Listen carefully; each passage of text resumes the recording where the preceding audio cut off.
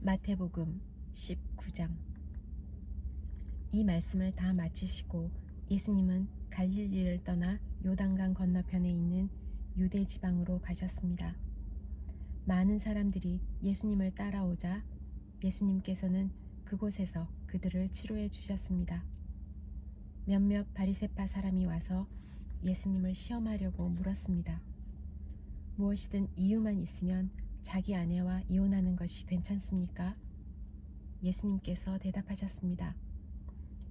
너희가 이 말씀을 읽지 못했느냐? 맨 처음 사람을 만드신 분이 남자와 여자로 지으셨다. 그리고 이렇게 말씀하셨다. 그러므로 남자는 부모를 떠나 아내와 합할 것이다. 두 사람이 한 몸이 될 것이다. 이처럼 두 사람은 이제 둘이 아니라 한 몸이다. 하나님께서 묶으신 것을 사람이 나누지 마라. 바리새파 사람들이 물었습니다. 그러면 왜 모세는 이혼 증서를 써주고 아내와 헤어지라고 명령하였습니까?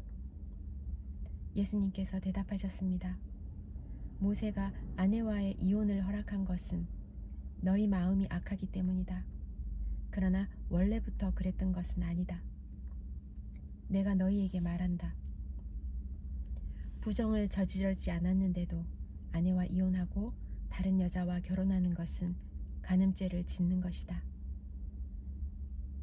제자들이 예수님께 말했습니다.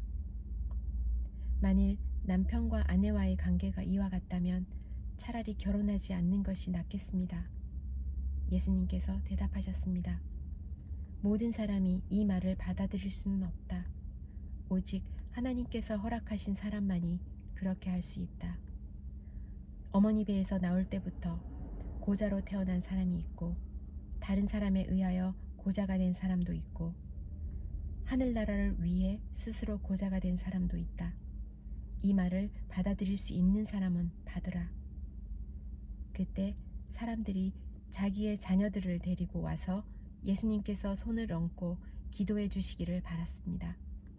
그러자 제자들이 이들을 꾸짖었습니다. 예수님께서 말씀하셨습니다. 어린아이들이 내게 오는 것을 막지 마라. 하늘나라는 이런 어린아이와 같은 사람들의 것이다.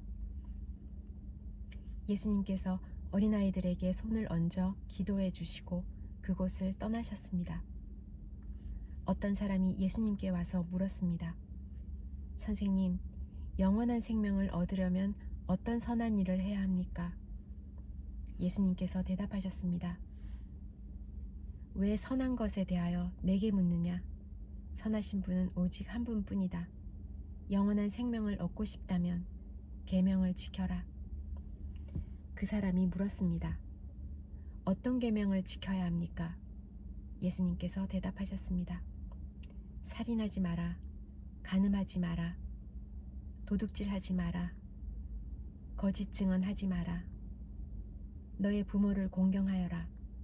너의 이웃을 너 자신처럼 사랑하여라. 그 청년이 말했습니다. 이 모든 것을 지금까지 다 지켜왔습니다. 그 밖에 제게 부족한 것이 무엇입니까? 예수님께서 대답하셨습니다.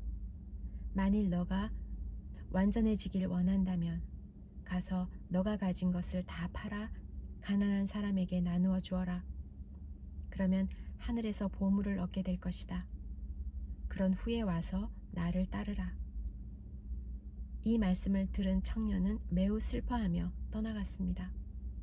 왜냐하면 그가 가진 재산이 너무 많았기 때문입니다. 예수님께서 제자들에게 말씀하셨습니다. 내가 너희에게 진정으로 말한다. 부자가 하늘나라에 들어가는 것이 어렵다. 다시 너희에게 말한다. 부자가 하나님의 나라에 들어가는 것은 낙타가 바늘 구멍에 들어가는 것보다 더 어렵다. 제자들이 이 말씀을 듣고 매우 놀라서 물었습니다. 그럼 누가 구원을 받을 수 있습니까? 예수님께서 그들을 보시며 말씀하셨습니다. 한 사람은 할 수 없지만 하나님께서는 모든 것을 하실 수 있다.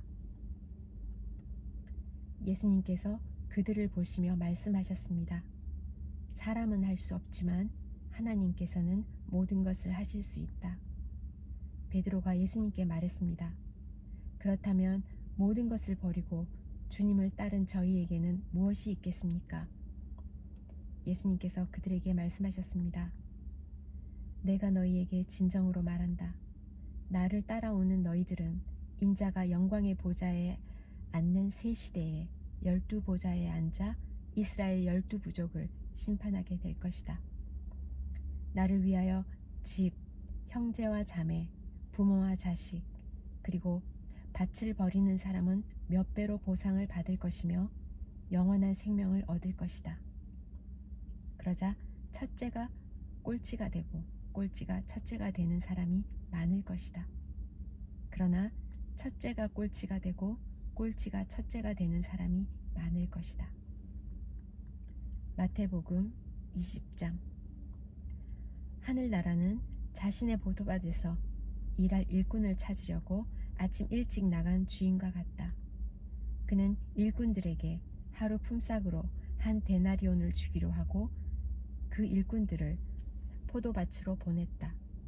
주인이 오전 9시쯤에 다시 시장에 나갔다가 거기서 빈둥거리며 서 있는 몇몇의 사람들을 보았다. 주인이 그 사람들에게 말했다. 당신들도 포도밭에 가서 일하시오. 적당한 품삯을 주겠소. 그러자 그들은 포도밭으로 갔다. 이 사람이 다시 낮 12시와 오후 3시쯤에 나갔다. 그리고 똑같이 말했다. 또 오후 5시쯤에도 시장에 나가 또 다른 사람들이 거리에 서 있는 것을 보고 물었다. 왜 당신들은 하루 종일 빈둥거리며 서 있습니까? 그들이 대답했다. 아무도 우리에게 일자리를 주지 않았습니다. 주인이 그들에게 말했다. 당신들도 나의 포도밭에 가서 일하시오. 저녁이 되자 포도밭 주인이 관리인에게 말했다. 일꾼들을 불러 마지막에 온 사람부터 맨 처음에 왔던 사람까지 품삯을 주어라. 오후 5시에 고용된 일꾼들이 와서 각각 한 데나리온씩 받았다. 이제 맨 처음에 고용되었던 일꾼들이 왔다. 그들은 더 많은 품삯을 받게 될 것이라고 기대했지만 그들도 한 데나리온씩을 받았다. 그러자 그들은 포도밭 주인에게 불평을 하였다.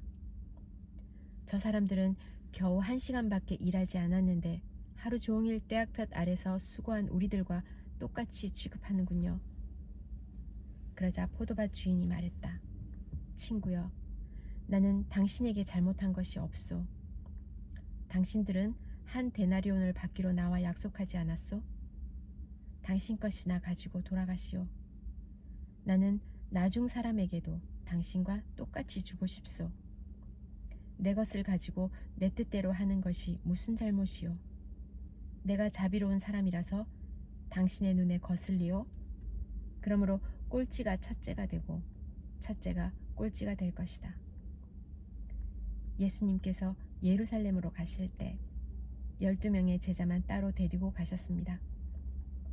가시는 도중에 예수님께서 제자들에게 말씀하셨습니다.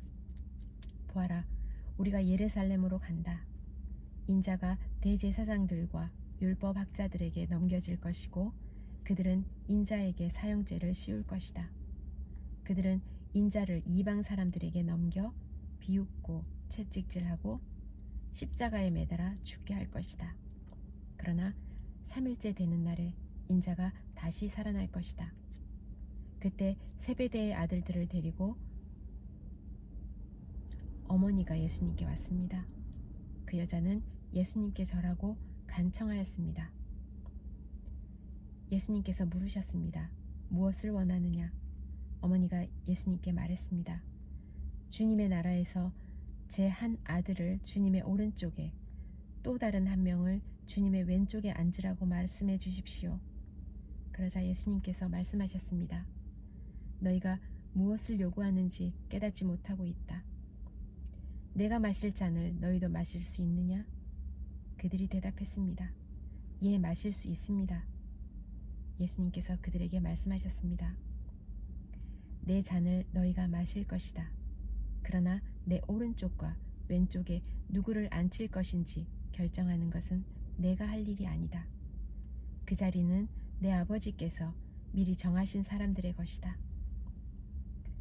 다른 10명의 제자들이 이것을 듣고 그 두 형제에게 분개하였습니다.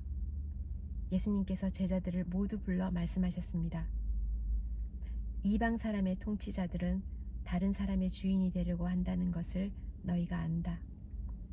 그 고관들은 사람들에게 권력을 행사한다.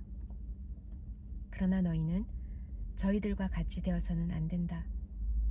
누구든지 너희 중에서 높아지려면 먼저 섬기는 자가 되어야 한다. 만일 누구든지 너희 가운데서 첫째가 되려면 너희의 종이 되어야 한다. 인자는 섬김을 받으러 온 것이 아니라 섬기러 왔고 자기 목숨을 많은 사람을 위하여 주려고 왔다. 예수님과 제자들이 여리고를 떠날 때 많은 사람들이 예수님을 따랐습니다. 보지 못하는 사람 2명이 길가에 앉아 있다가 예수님께서 지나가신 소리를 듣고 외쳤습니다. 주님, 저희들을 불쌍히 여겨주십시오. 다윗의 아들이시여. 사람들이 그들을 꾸짖으며 조용히 하라고 했습니다. 그러나 이 사람들은 더욱 크게 소리 질렀습니다. 주님, 저희들을 불쌍히 여겨주십시오. 다윗의 자손이여. 예수님께서 가던 길을 멈추시더니 그 사람들을 불러 말씀하셨습니다. 내가 너희에게 무엇을 해주길 원하느냐? 그들이 대답했습니다. 주님, 눈을 뜨기를 원합니다. 예수님께서 그 보지 못하는 사람들을 불쌍히 여기시고 그들의 눈을 만지셨습니다. 그 즉시 그들은 시력을 회복하였습니다. 그리고 나서 그들은 예수님을 따랐습니다.